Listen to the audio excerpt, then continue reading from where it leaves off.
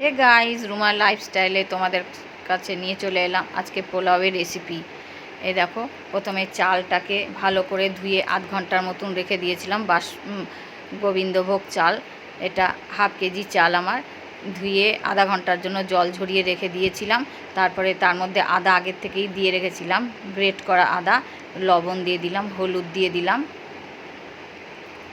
তারপরে ঘি দেব, গরম মশলা, ঘি সব দিয়ে ভালো করে মাখিয়ে আবার আধা ঘন্টার জন্য রেখে দিতে হবে।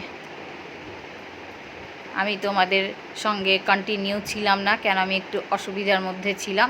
এরপরে কন্টিনিউ তোমাদের সঙ্গে করার চেষ্টা করব, তো তার জন্য তোমাদের কাছে সরি।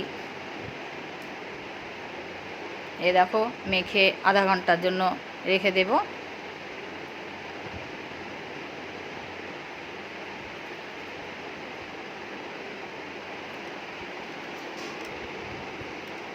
তারপরে একটা কড়াইয়ের মধ্যে আমি এই পোলাওটা কড়াইয়ের মধ্যেই করব, তো এই যে কড়াইয়ে ঘি দিয়ে দিলাম। তারপরে গরম মশলা কিছু এর মধ্যে অ্যাড করব, দারচিনি, লবঙ্গ এবং এলাচ। তোমরা থেতো করেও দিতে পারো এবং গোটাও দিতে পারো, আর তেজপাতা। এগুলো দিয়ে চালগুলোকে ছেড়ে দেব, দিয়ে খুব কম স্টিমে ওটাকে ভাজতে হবে কিছুক্ষণ। ড্রাই ফ্রুট দিয়ে দিলাম আগে, ড্রাই ফ্রুটটা ভেজে নিতে হবে। ড্রাই ফ্রুটটা ভেজে তোমরা পরেও দিতে পারো, আমি প্রথমেই দিয়ে দিলাম, তাহলে একটু টেস্টটা অন্যরকম হয় কাজু কিশমিশের। ভাজা ভাজা হয়ে যায়, কাজুগুলো দেখতেও ভালো লাগে আর খেতেও টেস্ট হয়। এরপরে চালগুলোর পরে একটু একটু করে দিয়ে ভাজতে হবে কিছুক্ষণ।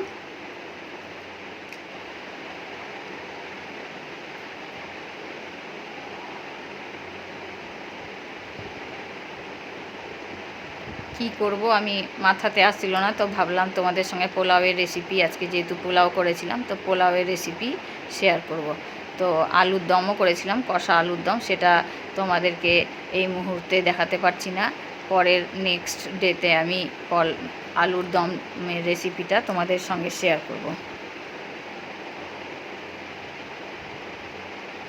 এ দেখো, ভাজা হয়ে গেল।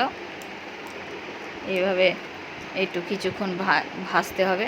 তারপরে গরম জল, যতটা চাল থাকবে তার ডাবল জল দিতে হবে, জলটা গরম করা জল দিতে হবে।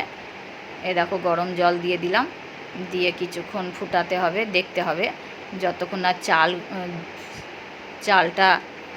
চালের মধ্যে জলটা শুকিয়ে যতক্ষণ নিচ্ছে না ততক্ষণ ফুটতে দিতে হবে। তারপরে চিনি, তোমরা যেরকম মিষ্টি খাবে সেরকম তোমরা চিনি দেবে, দিয়ে তারপরে কিছুক্ষণ আবার নাড়তে হবে।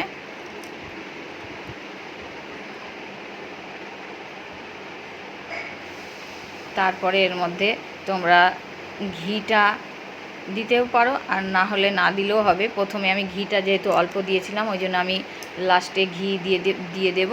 আর উপর থেকে গরম মশলা, থেতো করে গরম মশলা করে রেখেছিলাম, দিয়ে ছিটিয়ে দিলাম, দিয়ে তাহলেই তৈরি হয়ে গেল পোলাওয়ের রেসিপি।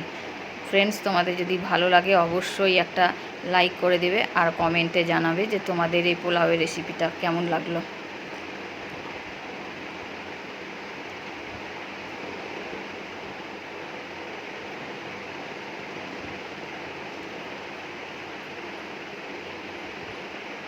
তো ফাইনালি আমাদের পোলাও রেডি।